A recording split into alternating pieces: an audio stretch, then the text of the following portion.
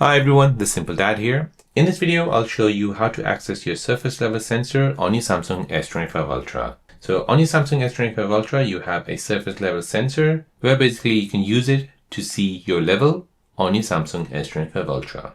So let me show you how to view your Samsung S25 Ultra surface level on screen. So first you need to go ahead and turn on the edge panel. So we'll go ahead and open up settings. Next, we'll go ahead and scroll down and find display.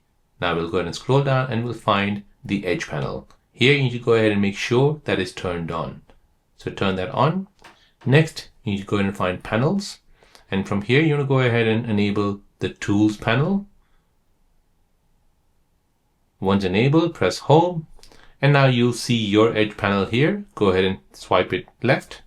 Now go ahead and swipe left until you see tools option. So this will basically show you the compass.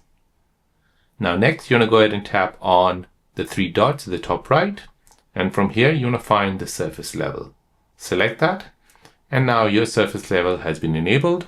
So now you can go ahead and configure this, calibrate it if you think it's wrong, and then go ahead and use your Samsung S25 Ultra to see if the level is right on your table or chair or anything you're putting up on the wall. So there you go, guys. That is how to access a surface level sensor on your Samsung S25 Ultra. If you're new on the channel and you want to find out more about your iPhone, your Android phone, or any other social media apps, then don't forget to subscribe to this channel to become a part of the Simple Dad community. Hit the like button if you find this video useful.